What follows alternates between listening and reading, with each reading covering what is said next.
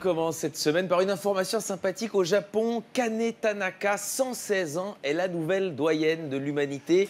Malheureusement, elle est japonaise. Si elle avait été algérienne, elle aurait pu être candidate à la présidentielle.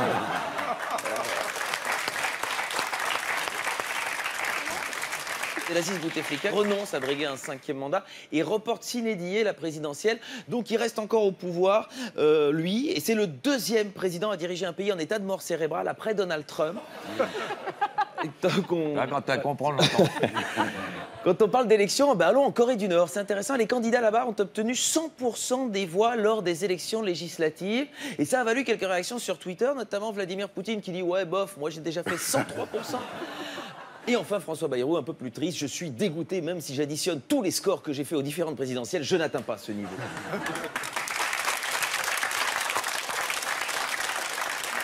Intéressant à noter, la participation, 99,99% de participation aux législatives en Corée du Nord. C'est super cet engouement comme ça pour la démocratie. En revanche, alors qu'il est 0,01% des Nord-Coréens sont portés disparus. Et une dernière élection plus surprenante, c'était aux États-Unis cette semaine. Une chèvre devient maire d'une ville. Et ça a enthousiasmé quelqu'un. C'était justement à Barcelone, on va le voir. Bonne nouvelle, Manuel Valls. Si jamais ça ne marche pas pour moi là-bas, j'ai toutes mes chances aux États-Unis. On peut aller donc en politique française. On monte un petit groupe. Le grand débat se termine et selon Sébastien Lecornu, organisateur de ce grand débat, Macron prépare des surprises. Ah oui, alors moi, je peux vous dire, je flippe un peu. Les surprises de Macron, la dernière fois qu'il nous a fait une surprise, c'était quand il nous a dit que l'écologie, c'était une priorité et qu'il a mis François de Rugy comme ministre. France encore, des ophtalmologues écrivent à Macron pour demander un moratoire sur les LBD 40, donc contre les flashballs. Ce sont les ophtalmologues qui se mobilisent. J'imagine que contre la politique taxatoire du gouvernement, on doit s'attendre à une implication des proctologues. Wow. Oui. On la voit arriver, mais elle est bonne. Mais oui. Il les voit arriver de loin, je dois aller vite. En tout cas, les ophtalmos ne sont pas contents et ils ont envoyé 7 lettres au président. Monsieur, voilà, bon, alors c'est... Ouais, il faut bien savoir, oui, c'est en 2 temps. Celle-là, celle-là, je sais que j'étais surpris. Autre sujet, Robert Bourgi, l'homme au costume de Fillon, privé de sa Légion d'honneur, c'est dégueulasse. C'est dégueulasse. Quand on voit ce qu'il a fait pour la France, c'est grâce à lui qu'on n'a pas François Fillon comme président. Ça mérite la Légion. Société à présent, certains élèves vont être privés de cours sur la sexualité à cause de la réforme du lycée. Oui, ça c'est chiant. Heureusement, certaines initiatives nous redonnent de l'espoir sur Twitter. Voilà, Jean-Luc Lahaye dit « Moi, je veux bien organiser des cours de rattrapage, toujours sympa. » Il est en crèche déjà. Ouais. Une étude intéressante cette semaine nous dit que plus d'un Français sur 2 a déjà accepté un emploi qui ne lui correspond pas pour sortir du chômage. Alors évidemment, on pense à tous les chroniqueurs de Touche pas à mon poste déjà. On salue les collègues de la chaîne. Autre enquête sur le sommeil. Les Français passent sous la barre recommandée des 7 heures. On ne dort pas assez en France. Mais c'est en moyenne. Hein. Enfin, en Allemagne, ça va beaucoup mieux, par exemple. Oui, comme c'est en moyenne, eux, ils ont Michael Schumacher, donc ça aide quand même pas mal. Mais... c'est pas... Le public n'a pas cette vanne. S'il se réveille, je m'excuserai, vraiment. Conquête spatiale. La prochaine personne sur la Lune sera une femme, espère le chef de la NASA. Et nous, on espère que ce sera Ségolène Royal. C'est gratuit, monsieur Rigolo. Science.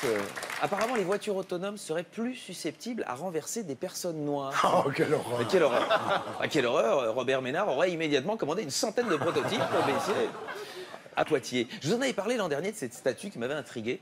Cette belle sculpture sur le campus de Poitiers qui est un clitoris géant et qui a encore été volé. Alors j'espère évidemment qu'on va remettre la main dessus, mais bon, il n'y a plus qu'à espérer que ce ne soit pas un homme qui soit chargé de le localiser. Santé. À Marseille, le cannabis est enfin testé sur des malades de Parkinson. Bon, on va pas se mentir, le problème pour les malades de Parkinson, c'est pas tant de fumer le joint, c'est de le rouler.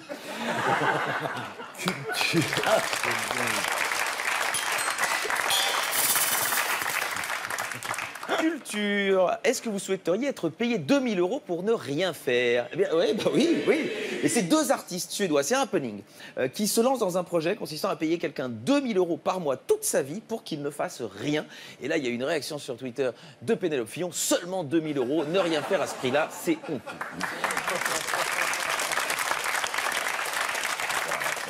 rapport à l'affaire Pénélope, bien sûr. Si tu comprends pas, tu me demandes. Allez, les brèves. Arabie Saoudite, elle dit avoir oublié son bébé à l'aéroport. L'avion fait demi-tour. Alors, pour une fois qu'on avait un vol sans un bébé qui cherche, quand même con de faire demi-tour pour aller chercher.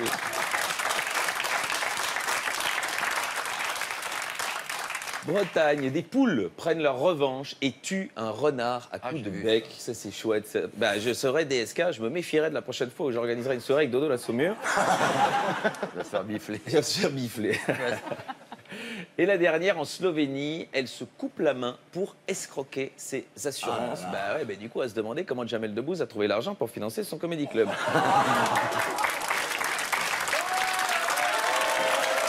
On n'est pas sûr d'y jouer un jour, hein, mais bon, voilà.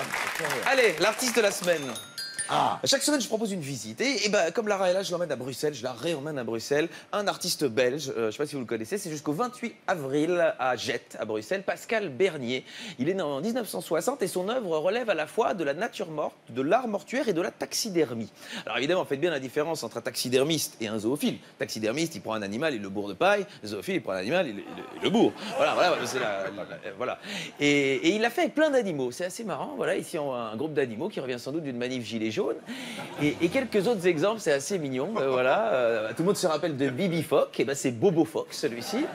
Oui, des enfants qui regardent, je fais tant de petites blagues. Autre animal, voilà, Bambidi. Hein, c'est un mélange entre Bambi et Lady Di. Très bien. Puis il y a le côté Pampan qui est assez amusant. Voilà, c'est un lapin qui a pris un coup, le fameux coup du lapin. Oui, il y a plein de blagues pour les enfants. Autre animal, le poussin, voilà, qui se débrouille comme il peut depuis qu'on a annulé la vente de hijab chez Decathlon. Et ici, l'artiste avec une de ses créations. Apparemment, il a pris l'expression « balance ton porc au pied de la lettre » et le porc se remet.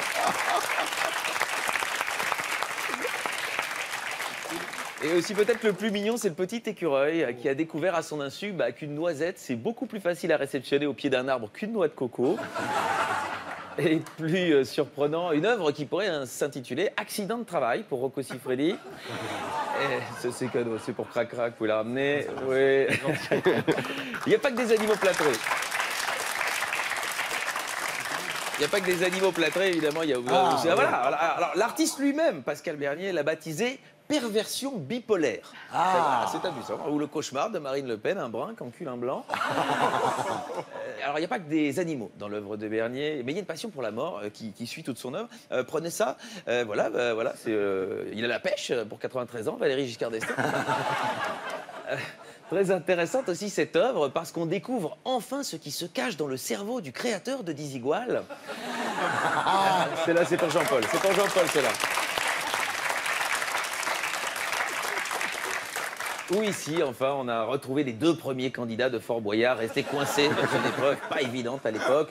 Alors que je vous dis qu'il est angoissé par la mort, il y a une installation sympa qui s'appelle Funeral Tech. Dans chacune des petites sépultures repose un appareil mobile, un smartphone. Si on va de plus près, on regarde la dernière merveille d'Apple. Là, il tombe, une tombe connectée, sans doute qui calcule le nombre d'asticots, les cercueils voisins. Et il n'y a pas que la technologie, regardez ici comme elle est mignonne, la future tombe de Patrick Sébastien, parce que qu'est-ce qu'on est serré au fond de cette boîte. Bravo. Terminons par un dessin de Pascal Bernier qui prouve que c'est un vrai artiste contemporain, puisqu'il n'est pas contre l'idée d'enculer des mouches. Allez donc le voir à l'atelier 34 0 à Bruxelles. Bravo, Miso. Bravo.